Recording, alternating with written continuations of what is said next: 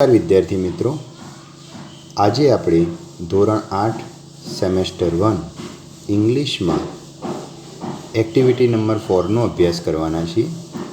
Activity number 4માં એક મસ્ત મજાની સ્ટોરી છે જેનું નામ છે સોંગ ઓફ સોંગ્સ, ગીતોનું પણ ગીત. તો જોઈએ આપણે. The great ruler of India Akbar had 9 gems in his court. મહાન શાસક, ભારતના મહાન શાસક અકબરના દરબારમાં 9 રત્નો હતા. The 9 gems were the greatest in their own fields. આ 9 રત્નો પોતપોતાના ક્ષેત્રમાં બહુ જ મહાન હતા.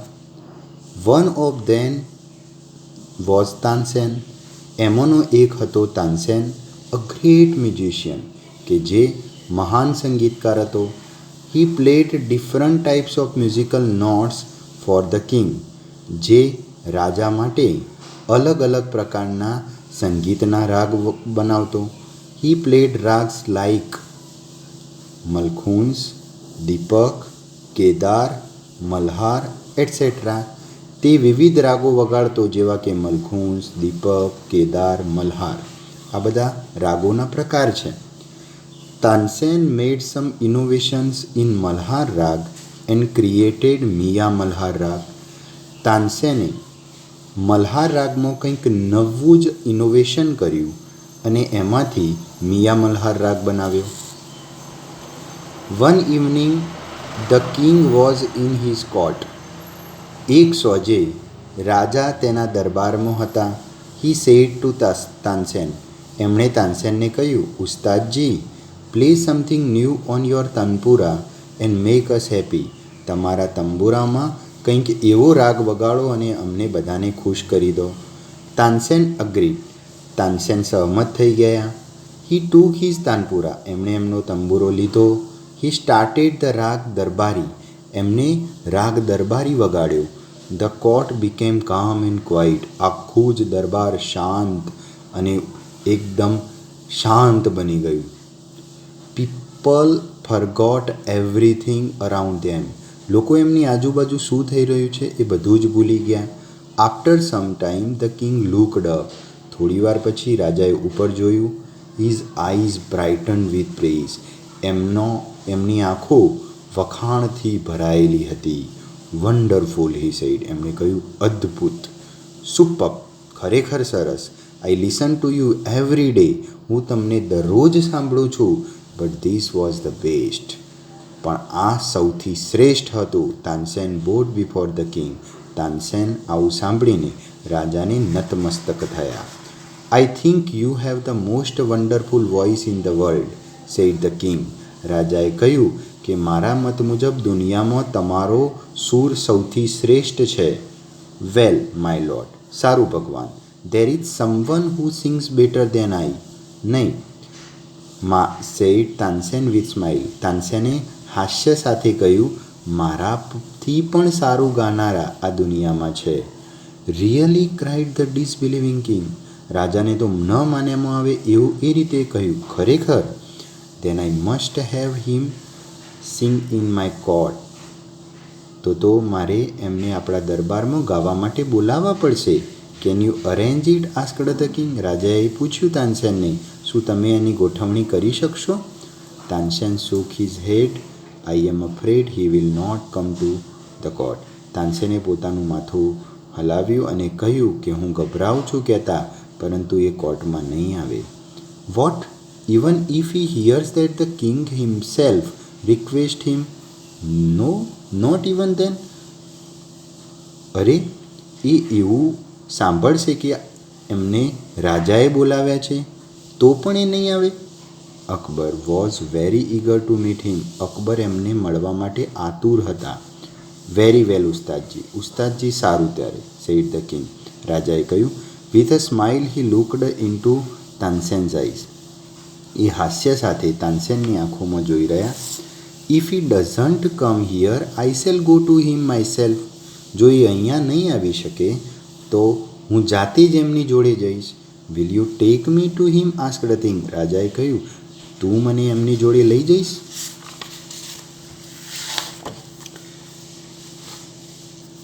Yes but you do not go there as the king said Tansen.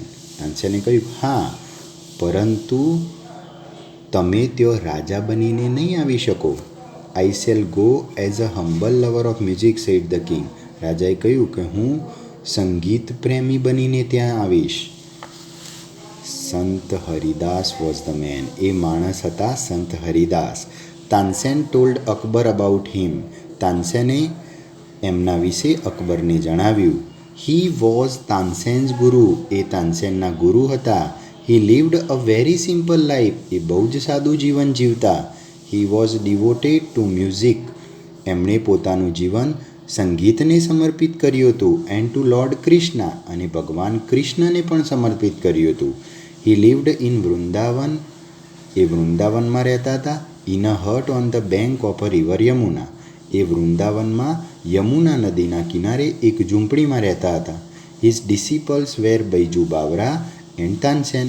એમના શિષ્યો હતા બૈજુ બાવરા અને Tansen. When Tansen and the king reached the place. જ્યારે તાનસેન અને રાજા એ જગ્યા ઉપર પહોંચ્યા કે જો Sant Haridas was busy with his routine. જો સંત હરિદાસ એમની દૈનિક ક્રિયામાં વ્યસ્ત હતા. He greeted both. સંત હરિદાસે એ બંનેનું અભિવાદન કર્યું. When they reached him to sing, he smiled and said, when they requested him to sing, he smiled and said. જ્યારે એમણે એ બંને સંત હરિદાસને ગાવા માટે વિનંતી કરી ત્યારે સંત હરિદાસ હસ્યા અને કહ્યું, I am not a great musician. હું કોઈ મહાન સંગીતકાર નથી. I sing as you sing. હું એવું જ ગાઉં છું તાનસેન જેવું તું ગાય છે. I left singing many days ago. હું તો ઘણા દિવસ પહેલાં ગાવાનું છોડી દીધું. So I can't sing properly. હું તો બરાબર ગાઈ શકતો પણ નથી. તાનસેન.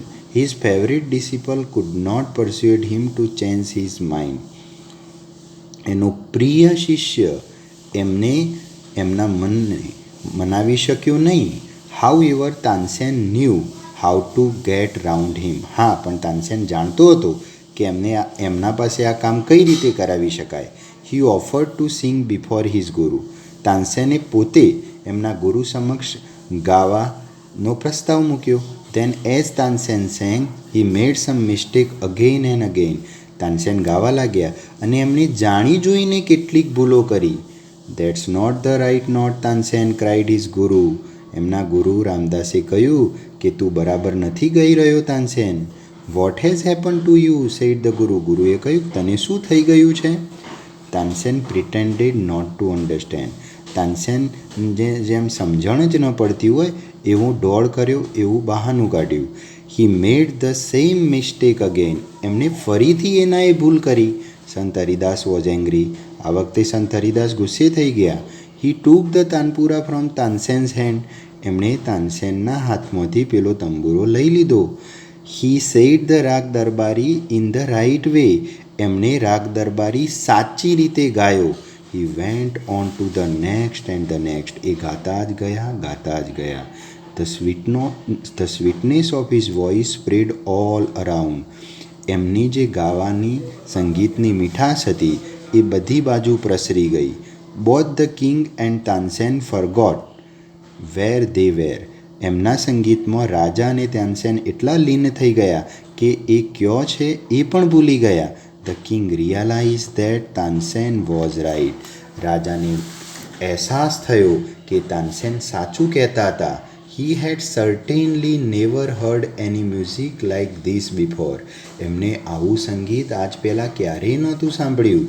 હી સેડ. એમણે કહ્યું, I agree Sant Haridas is the greatest musician. હું સહમત છું કે સંત હરિદાસ મહાન સંગીતકાર છે. No other musician is so great as him. બીજો કોઈ સંગીતકાર એમના જેવું ના ગાઈ શકે. They walked back silently. એ લોકો શાંતિથી પાછા ફર્યા. Then the king broke the silence. રાજાએ પોતાનું સાયલન્સ તોડ્યું અને પૂછ્યું, why can't you sing like him ઉસ્તાદજી.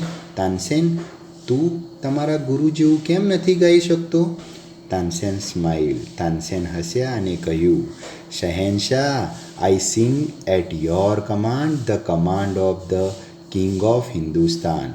રાજા, હું તમારા આદેશથી ગાઉં છું, એ રાજા કે જે હિન્દુસ્તાનના રાજા છે. Guruji sings for the one who is the kings of kings. Guruji એમના આદેશથી ગાય છે જે રાજાઓના રાજા છે, મતલબ ભગવાન કૃષ્ણ માટે ગાય છે. અસ્તુ. નમસ્કાર.